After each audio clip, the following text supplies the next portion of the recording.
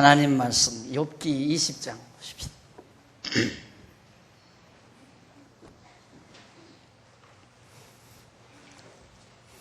욥기 20장 1절. 나아마 사람 소발이 대답하여 가로되 그러므로 내 생각이 내게 대답하나니 이는 내 중심이 초급함이니라. 내가 나를 부끄럽게 하는 책망을 들었으므로 나의 슬기로운 마음이 내게 대답하는구나. 3절까지 봉독해 드렸습니다. 지금까지 욥기 19장까지는 욥의 3명의 친구가 번갈아 가면서 두 차례, 지금 마지막 판입니다. 두 차례 하는 가운데 3명이 한 차례 하고 나서 그 다음 두 번째 차례 2명이 하고 지금 한 사람 남았습니다. 그게 바로 소발입니다. 세 번째 친구인 소발이 이제 마지막 두 번째 다시 나와서 욥으로는 지금 6번째 당하는 거죠. 친구 3명이 두 번씩 하고 이제 마지막 두 번씩 마지막 친구가 나타났으니까 이 소발의 변론을 합치면 욥이 지금 6번째 친구들로부터 공격을 당하는 내용입니다. 그래서 20장과 21장은 소발과 욥의 토론 내용입니다. 마지막으로 세 번째. 두 차례 토론에서 세 번째로 지금 소발이 나타나서 욥과 토론하는 내용인데, 우선 20장에는 욥의 친구인 소발의 잘못된 변론이 소개됩니다. 그러니까 20장에 나타나는 모든 변론은, 소발의 변론은 잘못된 변론입니다. 잘된 변론이 아니라. 그러니까 성경에는 잘된 것도 나오고 잘못된 것도 나오고, 이게 참 중요한 거죠. 우리가 잘된 것만 있으면, 우리 인간이라는 게 그게 항상 제가 하는 얘기지만 인식의 한계, 인간의 인식의 한계란 절대 인식 기능을 가지지 못합니다. 이게 절대 개념을 가지지를 못한다. 항상 상대적 개념만 인식할 수 있다. 그 말은 뭐냐면 찬 것을 알아야 뜨거운 것도 아는 거죠. 그냥 단순히 뜨겁다는 것만을 인식하기란 어렵다. 찬 것과 뜨거운 것을 같이 알아야 찬 것은 무엇이고 뜨거운 것은 무엇이다. 잘된 것과 잘못된 것을 알아야 자잘못을 분명하게 분별할 수 있다. 이것이 인간이 가지는 인식의 한계 능력입니다. 그래서 성경은 이처럼 잘못된 내용도 진술해 주고요, 올바른 내용도 진술을 해서 우리들이 옳고 그름을 바르게 분별할 수 있도록 배려하는, 그래서 성경이 참 좋은 겁니다. 그냥 늘 좋은 말만 해주는 게 아니라 나쁜 얘기도 있고, 그래서 성경에 보면 입에 담을 수 없는 그런 추한 말도 나와요. 또 우리 인간이 가히 상상할 수 없는, 상상은 문제지만은 어쨌든 우리들이 정말 보편적으로 말하기 힘든 그런 추한 말들이 성경에 많이 기록되어 있다. 그래서 허다한 사람, 어떤 사람은 성경에 이런 얘기가 왜 다 있어 하지만은 그런 모든 사사건건을 통해서 결국 하나님의 올바른 뜻을 우리들이 분별하도록 섭리하시는 것이 하나님의 역사입니다. 그래서 여기도 소발이 잘못된 변론을 하고 있지만 그 변론 내용을 적나라하게 다 우리에게 전해주고 있습니다. 어떤 내용인지, 우선 소발이 욥에게 자기가 하게 된 동기에 대해서 말하는 내용을 우리가 알아보도록 합니다. 왜 소발이 지금 다시 변론을 시작하는가? 변론의 동기가 뭔가? 1절에 보니까 이 소발은 나아마 사람이라고 그랬어요. 나아마에 살고 있는 친구인데, 욥의 친구인데, 이 소발이 대답하여 가로되 그러므로 내 생각이 내게 대답하나니, 왜 자기 생각이 자기 스스로에게 지금 말을 한다. 왜냐하면 내 중심이 초급함이니라. 욥이 네가 지금 하는 말을 쫙 듣다가 보니까 나 열받는다 이 말이에요. 쉽게 말하면 굉장히 내 속이 지금 막 끓어오른다 이 말이에요. 그러니 내가 어떻게 말 안 할 수 있느냐. 욥이 너 하는 말 들으면 아주 내가 속이 타고 속이 끓어오른다 이런 얘기 쉬운 말로 말하면 그래서 내가 내게 변론을 시작한다. 내가 나를 부끄럽게 하는 책망을 들었으므로. 욥이 지금 하는 말을 들어보면 친구들이 다 책망을 듣는 거예요. 친구들이 다 잘못됐다고 그러니까. 그러니 누구든지 자기가 잘못했는데도 잘못했다고 하면 기분 나쁘잖아요. 자기가 분명히 잘못했거든요. 잘못했는데도 잘못한 걸 잘못했다고 말해도 듣기가 싫은데 지금 이 소발은 자기는 꽤 잘했다고 생각하는 거예요.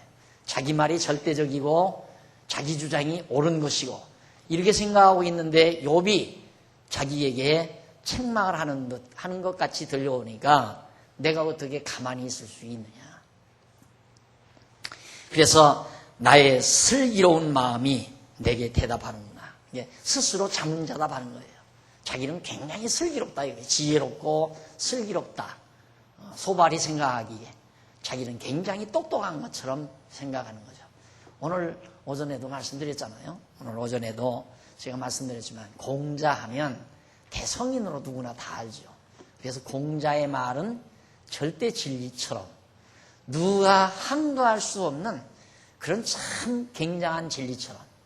그래서 이 시대에 지성이라고 소위 자부하는 모 교수, 모 대학 고대 교수가 오죽하면 논어를 강의하면서 자기를 추스리는 자기 자신을 추스려 보려는 그런 일까지 방송을 타고 전해졌지 않습니까? 그만큼 논어 공자가 말한 논어라든가 여러 유교의 교훈은 굉장한 진리처럼 그렇게 말하고 또 그 시대에 대단한 성인군자였고 그래서 시대마다 지식인이라면 바로 공자의 교훈이 대단한 것처럼 그렇게 인정했지만 내면으로 바로 그런 고뇌가 있음을 쉽게 저는 참 오늘 아침 방송에서 요즘 방송 보는 중에 참 좋은 자료 하나를 얻었다 싶어요. 대학자 아닙니까? 대학자 명심보감을 강의하고 논어를 강의하는 유교학자니까 교수 아마 성균관대 교수가 아닌가 싶어요. 그런 사람이 이제 강의를 하면서 정말 참으로 이 시대 현실과 안 맞다 이거죠. 그러니 정말 신이 존재하는가 천이 존재하는가 잘못한 인간에게 벌을 내리는 신은 참으로 존재하는 것인가 이것에 대한 의문을 모두가 다 가지게 된다. 그건 철학자들의 세계에서도 그런 의문이 있었고 그 대표적인 인물이 현대 사상을 주도해 나간 하나의 니체의 사상에서 그걸 찾아볼 수 있죠. 이 니체 철학의 근간이 바로 신존재에 대한 불확실성 여기로부터 출발이 되는 거거든요. 신이 존재하는지 우리가 모른다. 오죽하면 모르는 정도가 아니라 없애버리자 이런 신 같으면 있어서는 안 된다 이거죠. 어떻게 이 사악한 인간들을 가만히 놔두는 신이 있다면 그건 있어서 뭐하느냐. 그러니 그는 신은 죽여버리자. 그리고 우리가 나서자. 이거 이 니체 철학의 핵심 내용 아니에요. 우리가 나서야 된다. 우리 인간들이 나서서 정말 정의사회, 정말 옳은 사회, 밝은 사회를 우리의 의지력으로, 우리의 노력으로 세워서 살아야 된다. 이것이 인간이 세울 수 있는 낙원이다. 신이 세워놓은 천국 가려고 하지 말고 우리 인간 스스로가 정말 천국을 만들어 살아야 된다. 그것이 니체의 국가관입니다. 자, 그러니까 결국 이런 고민은 신존재에 대한 고민은 역시 종교나 철학에서도 다 가지는데 소발 역시 자기 자신의 주장이 굉장히 옳다라고 생각하고 지성인이고 자기는 굉장히 옳은 자이고 자기의 이론은 틀림이 없고 철학자들도 마찬가지고 종교가들도 마찬가지입니다. 그래서 내가 가만히 있을 수 없어서 내 슬기로움이 이제 말을 시작하겠다 이런 얘기예요. 그러면서 20장 4절로 9절에 보면 소발이 먼저 욥에게 이런 말을 합니다. 악인의 형통은 잠깐에 끝난다. 악인이 형통한 것은 조금 형통하다가 끝난다 이거예요. 그러니까 이것도 상당히 아주 재치 있는 말이죠. 이 욥의 친구 소발이 하는 말은. 공격을 될 거 아닙니까? 야, 저 사람은 왜 저렇게 악한데 형통하냐 물어보면 그 사람 곧 망할 거야. 이렇게 해서 피해가려는 거죠. 그러니까 그런 걸 정당화해서 정당한 논리체계로 소발이 지금 만들어가는 겁니다. 악인은 잠시만 그럼 반대로 의인은 안 망하나요? 의인은 잠시 흥하다가 망하는 수도 의인도 있다 이 말이에요. 그러니까 항상 제가 이게 이제 퍼즐판입니다. 퍼즐판에 이제 이런 그림들이 다 있잖아요. 이런 그림들이 다 이렇게 놓여져 있는데 이런 식으로 퍼즐판이 딱 있는데 다른 거 다 생각하지 않고 이 그림만 딱 떼서 이쪽에 있는 그림만 딱 떼가지고 이걸 설명하면 그럴듯하게 설명이 돼요. 그럴듯하게. 예를 들어서 여기에 다 이렇게 둥그스름한 이런 선이 하나 있습니다. 그러면 이 선을 놓고 야 이것은 황소의 엉덩이다. 이렇게 설명하면 그런 것 같구나. 그렇게 보인다 이 말이에요.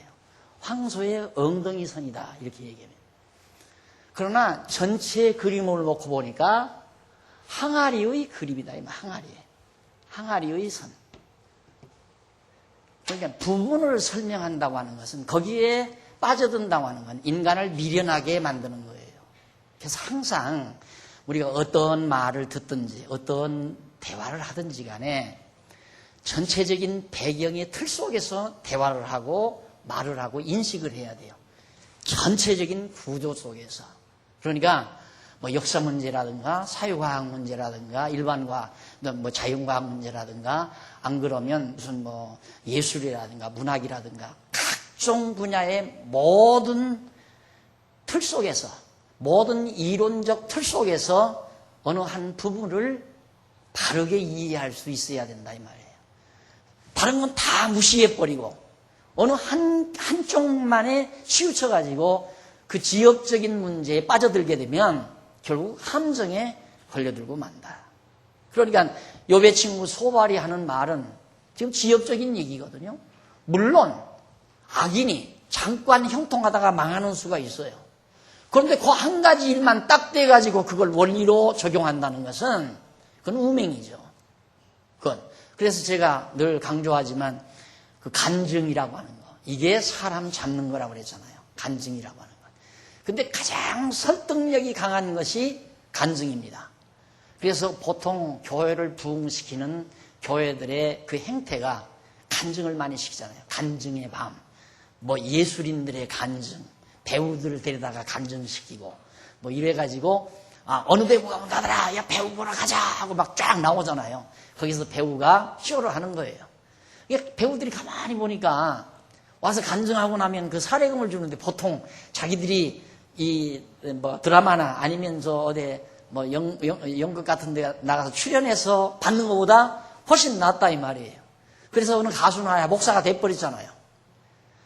가수가 자꾸 불려다니면서 간증을 하다 보니까 수입이 괜찮거든요. 야 이거 봐라 내가 노래 부르는 것보다 이게 낫겠구나 싶으니까 적당한 뭐 어디 신학 가가지고 신학 맞춰가지고 목사 된 사람 윤모 씨라고 있어요. 이름까지는 내가 안 되지. 한심한 사람이죠.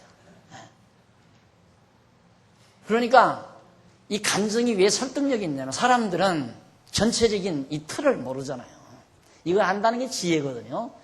역사 문제라든가 인생 문제라든가 신에 관한 문제, 모든 자연과학, 사회과학 문제 이런 것들을 세세는 몰라도 전체적인 개발적 틀은 알아야 한다 이 말이죠. 모든 각 분야에 그걸 다 알아가지고 그걸 종합해서 하나의 그림으로 이 퍼즐의 하나의 그림으로 자기가 딱 가지고 있게 되면 그걸 지혜라고 그러잖아요. 지혜.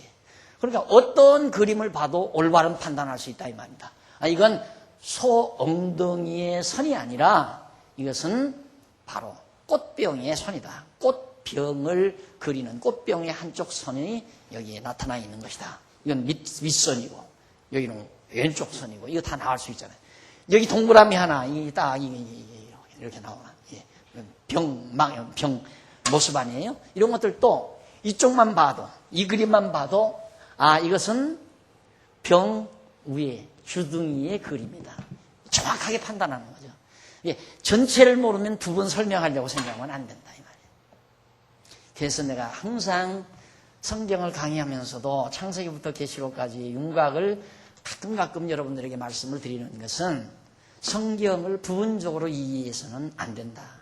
소발은 바로 그런 생각을 가지고 있는 겁니다.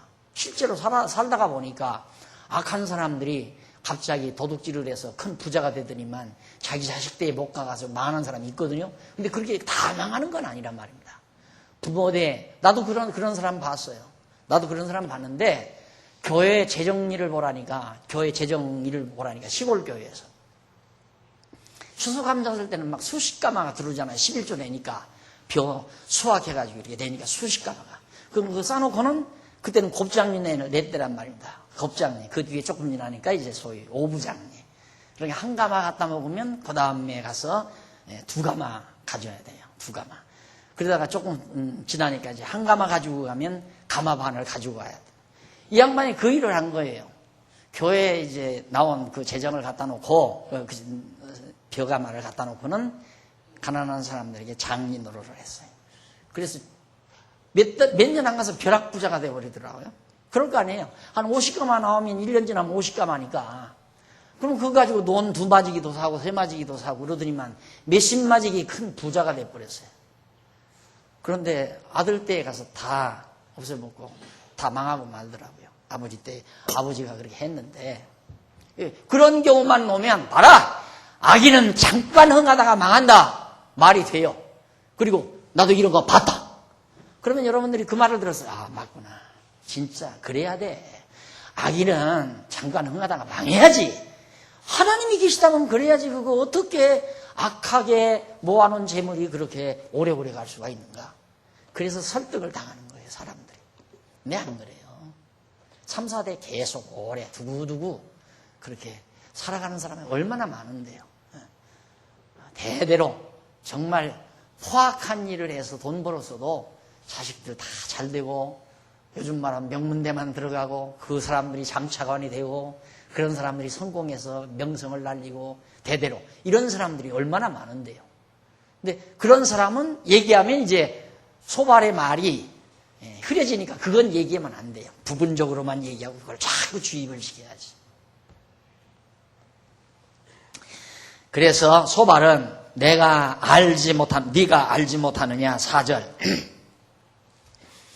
예로부터 사람이 이 세상에 있어 오므로 세상에 살아오면서 악인의 이기는 자랑도 잠시요 악인의 이기는 자랑도 잠시요 사곡한 자의 즐거움도 잠깐이니라. 악인이 이겼다 할지라도 잠깐이고 사곡한 자가 즐거움이 있다 할지라도 그것도 잠깐이 끝난다. 그러면서 그 높기가 하늘에 닿고 그 머리가 구름에 미칠지라도 아주 오만방자해서 아주 벼슬도 높고 아주 드높이 잘 됐다 할지라도 7절 자기의 똥처럼 영원히 망할 것이라 그를 본 자가 이르기를 그가 어디 있느냐 하리라. 그러니까 악인이 득세해서 아주 잘 됐다 할지라도 그래서 자기 똥처럼 망한대. 자기 똥처럼. 그렇게 영원히 망한 다음에 그 위대하고 훌륭하게 됐을 때 본 사람이 그 사람 어디 갔느냐? 찾아도 없게 된다 이 말이에요. 그러니까 악인은 반드시 잠깐에 망하는 거다. 그 말은 뭡니까? 네가 망한 것은 네가 악인이기 때문에 한때 네가 형통하게 살았지만 망한 거 아니냐. 그래서 거기다 갖다가 딱 원리적으로 적용을 해서 욥이 악하기 때문에 망했다는 것을 강조하는데 자기의 논리적 근거로 삼고 있는 겁니다. 그래서 여러분 이 통계학의 논문 이게 정말 참 한심한 거죠. 박사 논문 별겁니까? 박사 논문 예를 들어서 현 정부의 함정에 대한, 현 정부의 모순에 대한 연구 해가지고, 현 정부의 모순에 대한 연구 주제를 그렇게 정해놓고, 이제 논문을 쓰기 위해서 설문조사를 합니다. 대학에 가서도 하고, 무슨 노인정에 가서도 하고, 설문조사를 많이 해서, 그 설문조사를 근거로 해가지고, 그걸 정당화해서, 그걸 근거로 해서 그 함정에 대한, 이래서 현 정부에 함정이 있다 해서 결론 내리면 패스하는 거예요. 그 박사학위 받는 거예요. 그런 엉터리가 어디 있어요, 그런 엉터리가. 이게 박사학위 모두 다 그거 아닙니까? 그러니까 어떤 그 근거를, 자기 이론에 대한 근거를 삼아야 되겠는데, 그 근거는 현실 상황을 근거로 제시하는 거예요. 그 현실 상황을 근거하기 위해서는 통계를 잡아야 되잖아요. 설문조사를 통해서. 그래서 뭐가 얼마나 하고 뭐가 어떻게 되고 어떻게 됐으므로 무엇이 78%이므로 여차여차해서 현 정부의 함정은 바로 이것이다 라고 결론을 내리면 패스하는 거란 말입니다. 근거가 뚜렷하니까. 그러니까 그건 뭐냐면 인간 현실 상황에서 일어나고 있는 일을 부분적으로 그걸 정당화해서, 부분적 사건을 정당화해서 그걸 근거로 자기 논문의 이론적 근거로 삼아서 주장한다는 것처럼 우매하고 어리석은 일이 없는 거다. 우리는 그게 아니잖아요. 객관적인, 이 세상에서 어떻게 사람들이 생각을 하든, 많은 사람들의 생각이 어떻게 돌아가든 객관적인 분명한 틀이 딱 정해져 있어요. 이렇게 불변의 틀이, 이걸 우리는 절대 진리, 그래서 종교란 절대 진리가 없이는 종교가 불가능한 거다.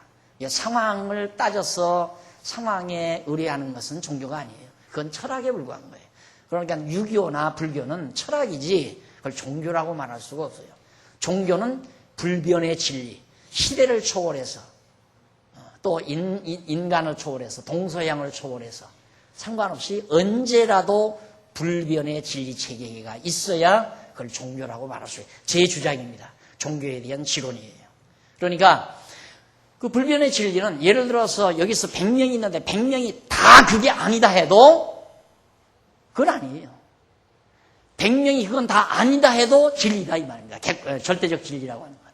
또 반대로 또 좀 달리 99명은 아니다 하고 1명이 기다 해도 절대적 진리, 이것은 절대 진리다 라고 1명이 하고 나머지는 99명이 아니다 해도 1명이 주장이 맞은 거라고 말해요.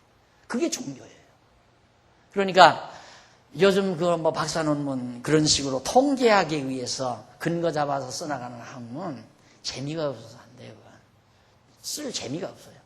쓸 재미도 없고 해놓고도 찝찝하고, 솔직히 말하면. 그러니까 그런 글이나 자꾸 읽게 되면 사람의 머리가 바스라져요.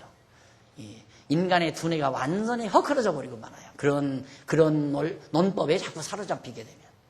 불변의 것, 정확한 불변의 진리체계에 자기의 이 두뇌 구조가 딱 자기 잡아버리면 아주 상큼하잖아요.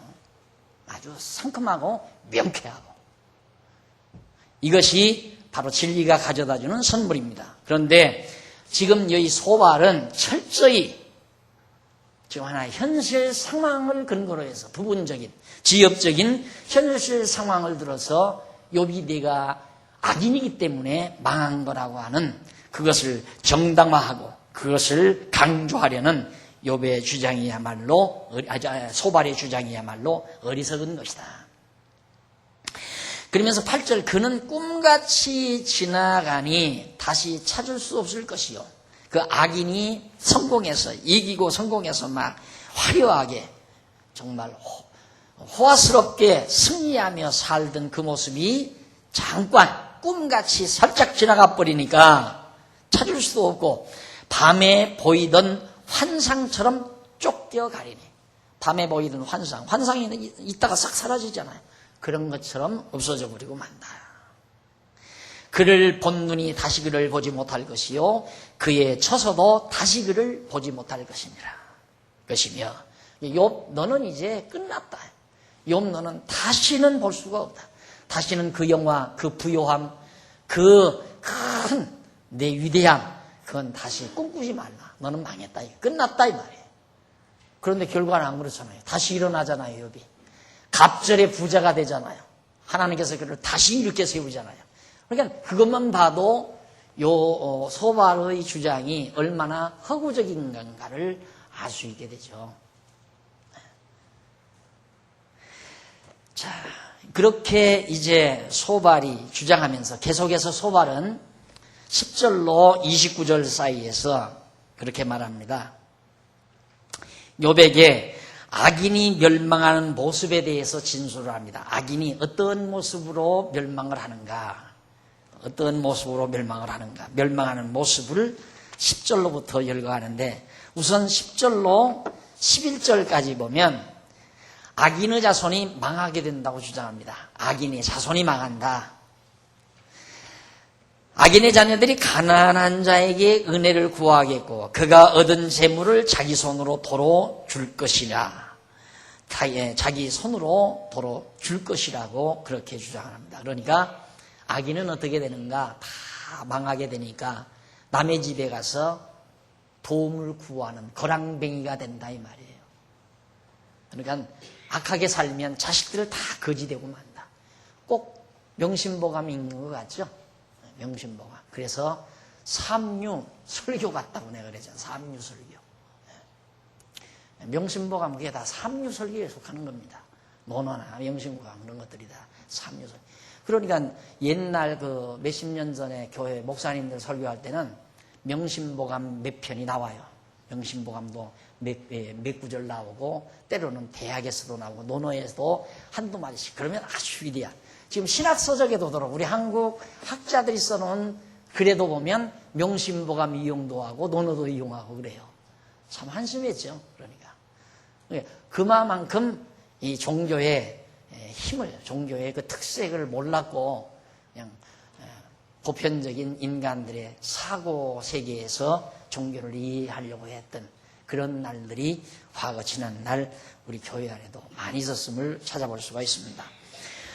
그러면서 서령 자녀가 얻은 재물이 있어도 그건 마저 없어진다는 뜻인데, 그리고 소발은 악인의 기골이 청년같이 강장하다 해도, 악인의 기골이, 악한 사람이 아주 몸도 건강하고 기골이 강장한다 해도, 아주 강하고 장사같이 그렇게 대단한다 해도 그 기세가 그와 함께 흙에 눕는다. 다 죽어서 흙으로 돌아가고 만다.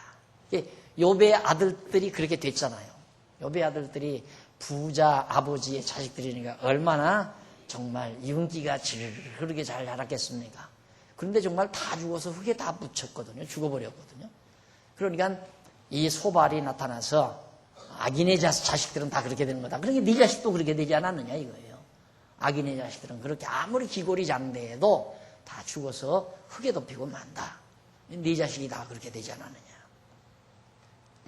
그러면서 12절로 16절에 보면 악인이 삼킨 악이 독사의 쓸개가 되어 독에 의해 죽게 된다라고 주장을 합니다. 12절로 16절에 보면. 그러니까 악인이 삼킨 악이 독사의 독이 된다. 악독이란 말, 악독. 악독. 무섭죠? 제가, 여러분, 우리들이 이 마음으로 가지는, 마음속에 막 악한 생각을 가지는 거, 그건 아무것도 아닌 것이죠. 아니에요. 악한 생각은 형체가 없어요. 그냥 마음이에요. 근데 악한 마음을 가리게 되면 독을 품어요. 막 독. 아주 독을 품어요. 이게 참 무서운 겁니다. 그래서 악한 마음이 독을 품게 되고 독을 품으면 그것이 악독, 독종이 돼요. 독종. 그것이 독종. 그래서 몸에 독종이 생긴다 이 말이에요. 종기가. 이거 보이지 않는 악한 마음이에요. 이 마음에서 일어나는 거거든요. 악한 마음. 저거 안 죽어버리나? 아이고, 저건 그냥 꼴보기 싫으니까 없어져 버렸으면 쓰겠다. 이런 악한 생각들. 하여튼, 아름답지 못한 생각을 한다는 것이 사람들은 보통 그렇게 뭐 별것 아닌 줄 생각해. 누가 봤나? 나 혼자서 속으로 마음으로 악한 생각 품고 있어. 아이고, 저 사람 좀 망했으면 좋겠다. 이거 악한 생각 아니에요? 야, 저 사람은 그냥 어떻게 교통사고는 안 나나, 저거. 하도 잘난 척 하니까 그런 거나 한번 나가지고 저거 그냥 콧대가 팍 꺾어졌으면 쓰겠다. 사람들이 그런 악한 마음을 가진다고 말이에요. 그런데 왜 자기 친구가 망했다는데 밥을 잘 먹어? 예? 자기 친구가 망했다는 소식 듣고 밥을 2그릇을 먹는다고 말이에요. 밥맛이 생겨서. 그게 악한 마음 때문에 그래요. 악한 마음 때문에. 근데 그 악한 마음은 독을 품게 돼요. 그걸 악독이라고 그래요.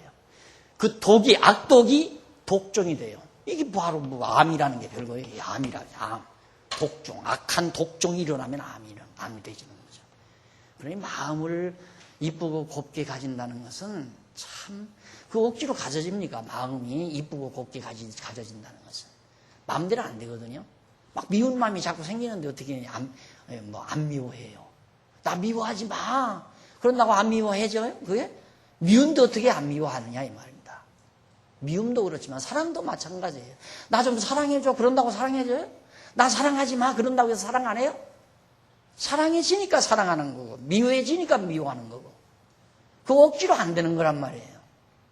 그러니까 내가 정말 좋은 마음, 아름다운 마음, 선한 마음, 착한 마음, 고운 마음을 가지고 산다는 게 참 좋죠.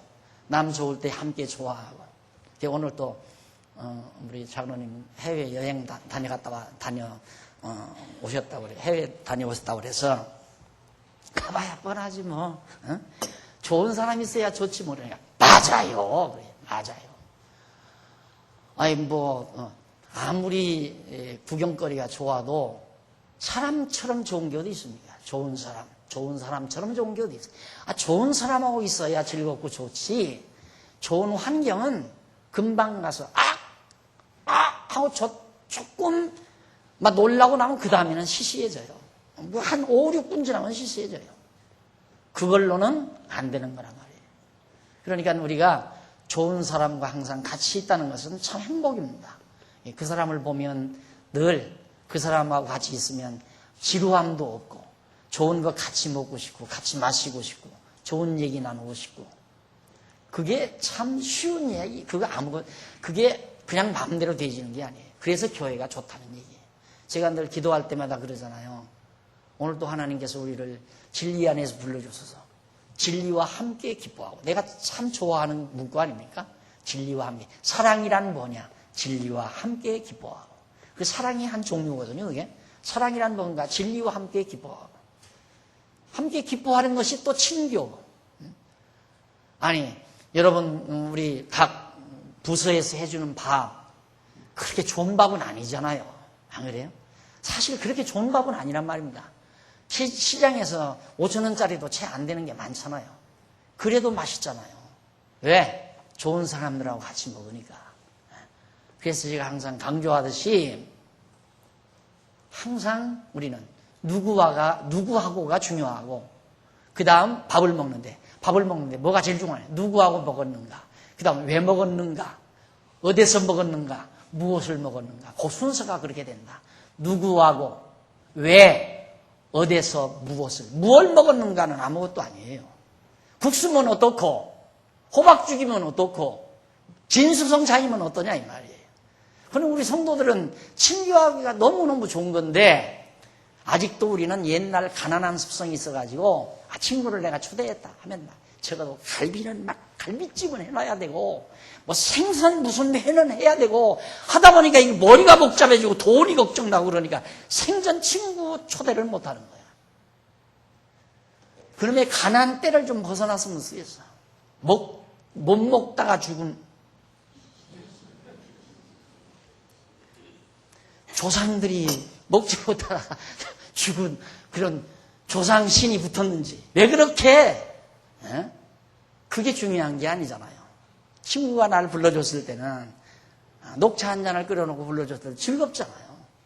그게 서로 만난다는 게 즐겁고 같이 시간을 보낸다는 게 즐겁고 이런 문화로 좀 바뀌어져야 참 좋겠는데 어제 저녁에 제가 이제 저녁을 먹으려고 떡을 냉장고에서 꺼내서 다 녹여놨어요. 말랑말랑하게. 야, 맛있겠다고 침을 꼴깍꼴깍 삼키는데 인터폰이 와요. 갑자기 그 시간에 인터폰이 올 리가 없는데, 그래서 딱 받아보니까 목사님 식사하시래요. 왜? 그러니까 뭐 어느 집사님 모셔서 지금 맛있게 해놓. 여집사가 아니에요. 남자들 집사예요. 미안하지만. 그 내려가 봤더니 와, 저 정자에다가 저녁밥을 다 해놓고 숯불 딱 펴놓고 하나는데 저녁 식사하면 급하지가만 했다니까. 음식이 좋아서만이 아니라 좋잖아요. 좋지. 저는 이 예배당을 지면서 상상을 했어요.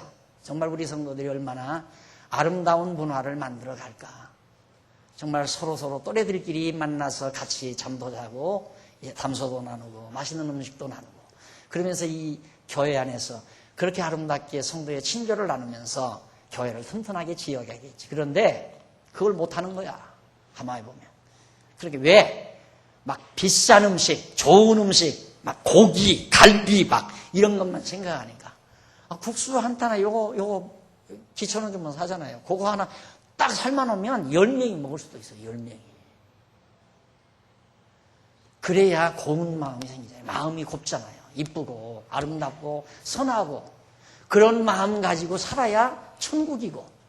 그런데 마음속에 악독 품고 네가 잘 사냐 내가 잘 사냐, 네 집이 크냐 내 집이 크냐, 네 옷이 좋으냐 내 옷이 좋으냐, 그러니까 나보다 좋은 옷 입은 사람은 저거 안 죽어버리나, 나보다 좋은 차 타면 저놈의 차 어디 가서 팍 꼬라박지는 않나. 이런 악독한 생각이 결국은 우리 인간을 망치는 무서운 암균이라 이 말이에요. 무서운 암균. 그래서 이 정말 좋은 마음, 아름다운 마음은 아무나 못 가지는 겁니다. 하나님이 갖게 만들어야 되는 거고, 뜻이 같고 생각이 같고 진리 안에서 하나가 되고 기쁨이 있어야지. 이 지금 소발은 욥이 망한 게 속 시원한 거야. 이놈의 자식. 자식도 다 죽어버리고 무덤에 다 들어가서 지금 다 썩어져 버리고 잘 됐다 이놈. 넌 악하기 때문에 그러게 잠시 네가 흥하는 거거든. 지금 망한 거야. 네 자식들도 봐라. 죽어서 다 무덤 속에 묻혔지 않냐. 악독이 지금 가득 차 있는 거예요. 이 소발의 마음속에.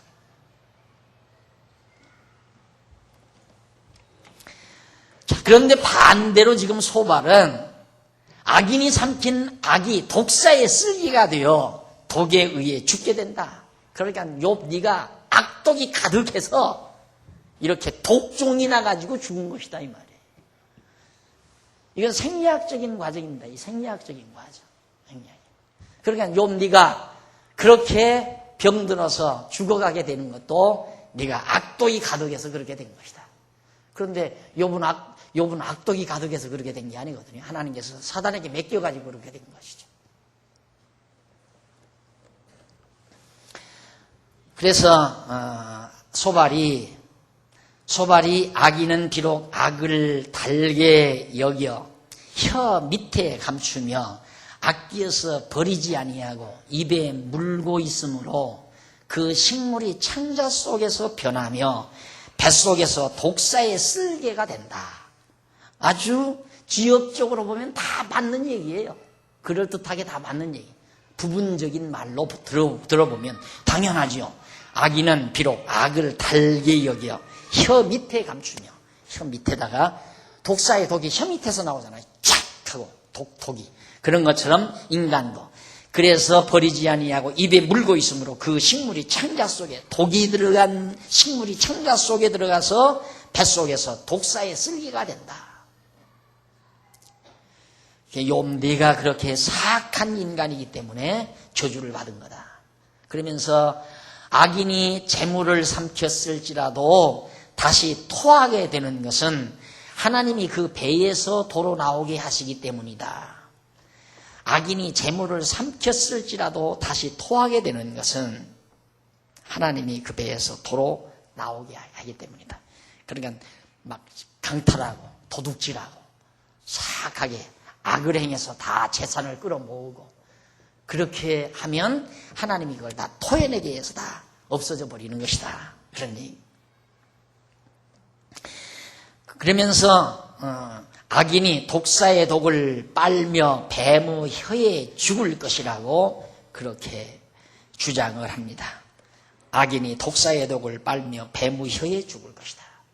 독사의 독을 빨고 뱀의 혀에 물려 죽는다 그 말이에요. 그러니까 결국 악독한 인간은 반드시 죽게 돼 있다. 망하게 돼 있다. 이런 주장입니다. 17절로 20절 넘어갑니다. 계속해서 소발은 욥에게 악인의 얻은 재물과 식물을 누리지 못한다. 악인이 돈만 벌어놓고 그걸 누리지 못하고 눈으로 보다가 눈 감지 못하고 눈알이 튀어나오기까지 눈을 뻔히 뜨고 저 재물 다 어떻게 해? 저거 어떻게 해? 하고 눈 감지 못하고 죽는다. 물론 부분적으로 그런 사람 많죠. 부분적으로. 세상에 살면서 참 돈만 위해서 살다가 그 돈 다 쓰지 못하고 그냥 묶어놓고 죽을 때 그 눈이 감겨지겠어요. 못 감겨지지만. 이를 부두둑 하는 거지만. 그러니까 죽을 때에는 편안히 죽는다. 그 노인대학의 입학생들에게는 제가 가르쳐 드리려고 그래요. 아주 편안하게 죽는다. 진짜 편안하게 죽는다. 편안하게 못 죽는 건 막 틀면서 주리를 틀면서 눈을 휘비어 틀면서 그렇게 죽는 거. 또 오징어 연탄불에 오징어 말라 들어가듯이 그렇게 죽는 사람 있잖아요. 불행한 사람이죠. 진짜 불행한 사람. 예, 욥이 지금 그 말이에요.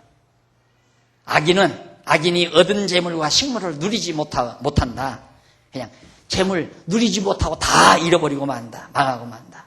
소발이 악인은 강 곧 꿀과 엉긴 젖이 흐르는 강을 보지 못할 것이며 수고하여 얻은 것을 도로 주고 삼키지 못할 것이며 매매하여 얻은 재물로 즐거워하지 못하게 된다.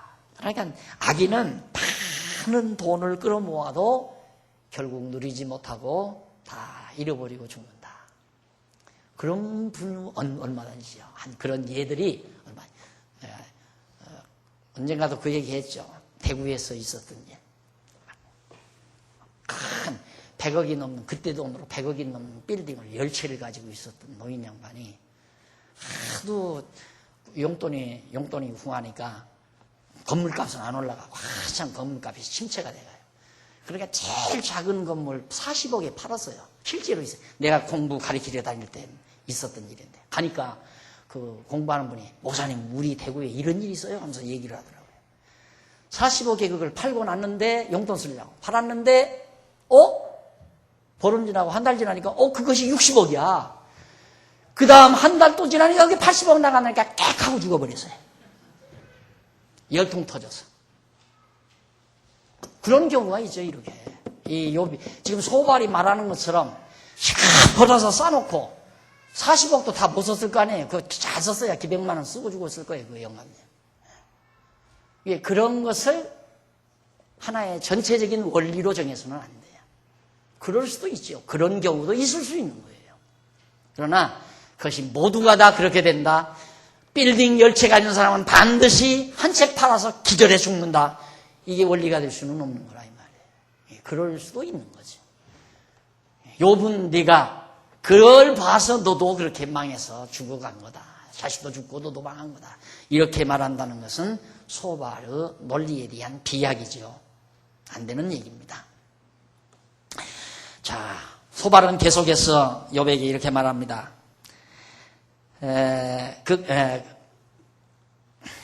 왜 그렇게 누리지 못하고 죽는가? 그 까닭은 밑에서 교재 보면 3316페이지 밑에서 두 번째 끝부분에 보면 그 까닭은 악인이 가난한 자를 학대하고 버리기 때문이며 자기가 세우지 않은 집을 빼앗았기 때문이라고 그렇게 말을 합니다. 그러니까 가난한 자, 힘없는 자들을 전부 늑탈했기 때문에 그렇게 된 거다. 그러니까 소발은 그거예요.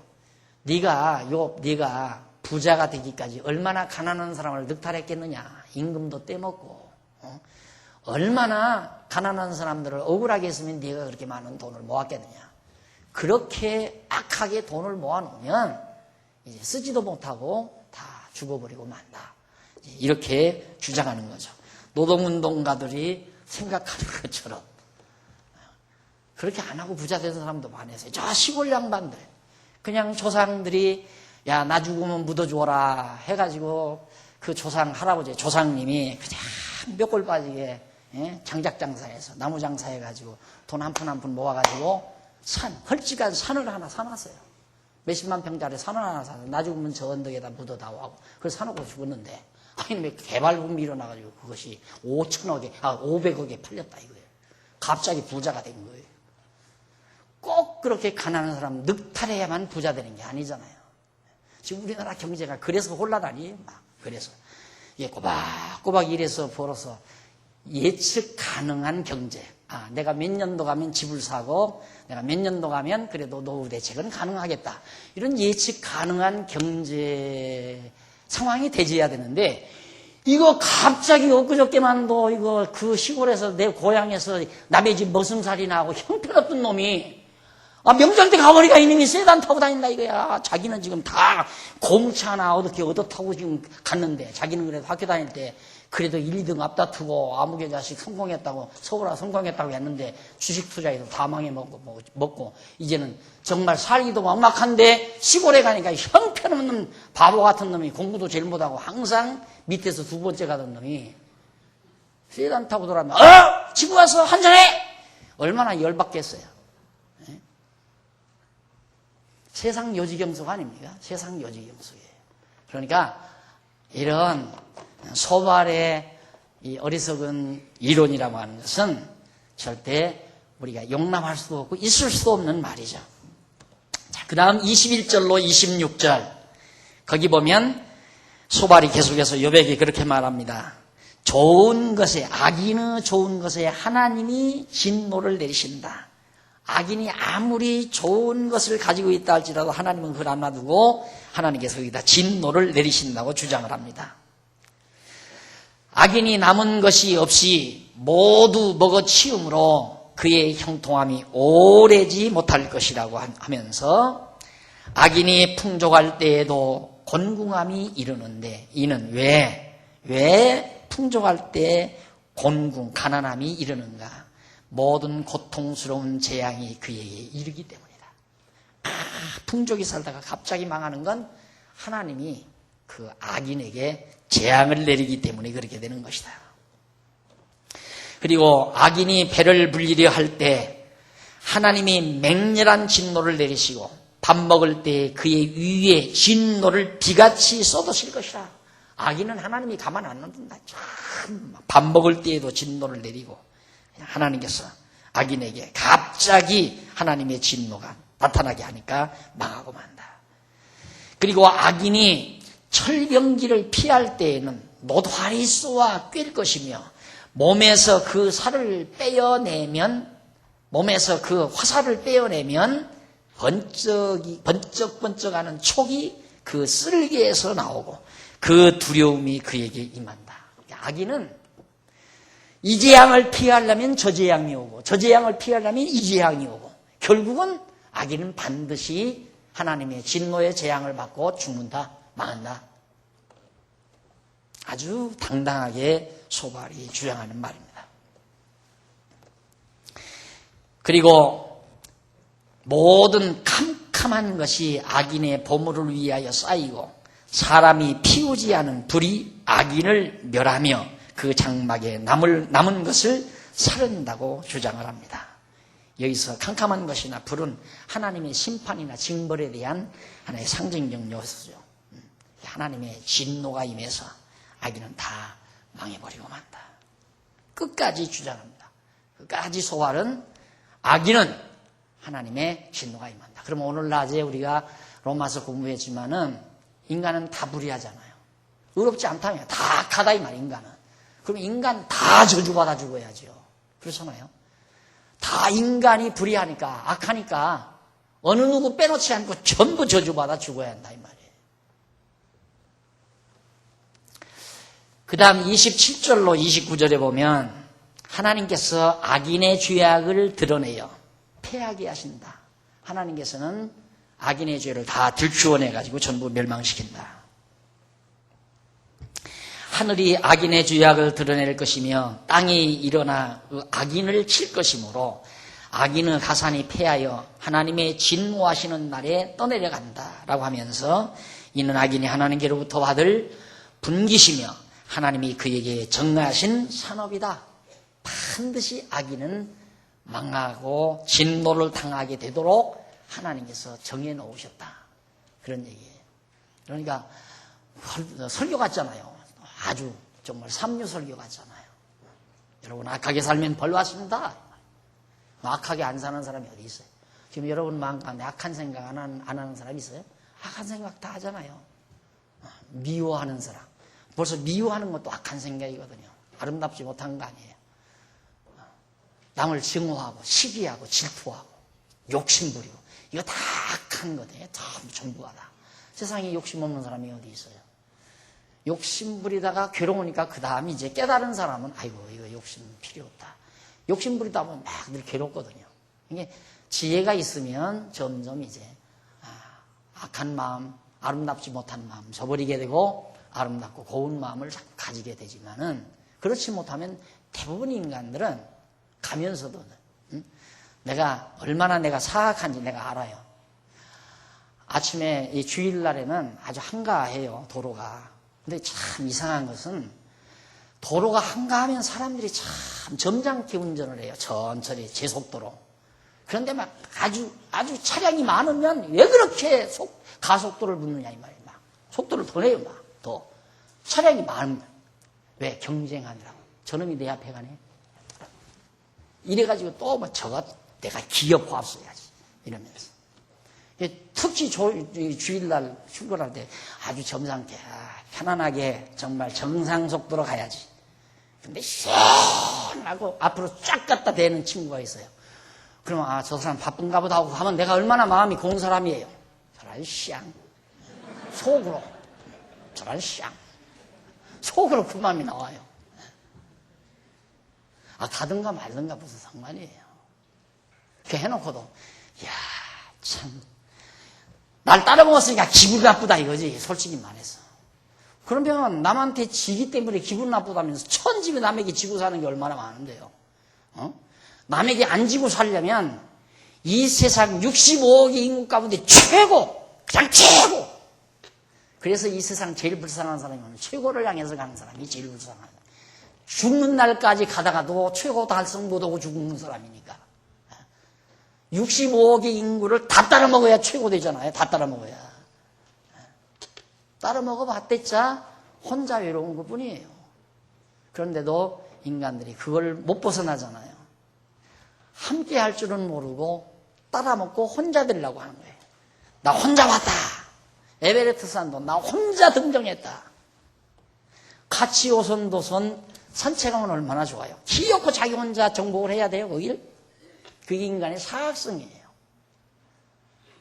나부터도 등산을 하면 앞서가려고 하는 생각이 자꾸 있잖아요. 앞서가려고 하는 생각이. 지난번에 대청봉 정복을 했는데 그것도 앞서가려고. 앞서가는 게 중요한 게 아니라 같이 걸어가면서 즐기는 게 중요한 거 아니겠어요? 같이 가면서 즐기는 게. 그래서 함께 한다는 것은 고운 마음이지만 따라먹으려는 것은 사악한 생각이죠. 그래서 오늘 욥의 친구의 어리석은 변론을 우리가 일단은 들었습니다. 다음 시간에는 욥의 답변 내용을 21장에서 듣기로 약속을 하고 오늘 강의 여기서 마무리합니다. 기도하십시다. 전능하신 하나님 아버지, 세상 만사 정하신 뜻을 따라 섭리하시는 하나님의 귀한 능력을 우리가 모르기에 인간은 어리석은 말에 유혹을 당하고 잘못된 주장에 빠져서 함정을 파는 경우가 너무너무 많이 있음을 솔직히 고백을 드립니다. 하나님 아버지, 오늘 욥을 공격하는 소발의 변론 내용을 우리가 상고했습니다. 한편 우리들의 생각과 동일한 생각들이 너무너무 많음을 보고 얼마나 우리가 어리석은가를 다시 한번 발견했습니다. 하나님 아버지, 우리를 지혜롭게 하고 총명하게 하소서. 정말 어리석은 말에 넘어가거나 치우치는 미련함이 없게 하시고 정말 하나님의 깊으신 뜻을 깊이 궁구하며 사는 슬기로움을 우리 모두에게 허락해 주시옵소서. 예수님의 이름으로 기도드립니다. 아멘.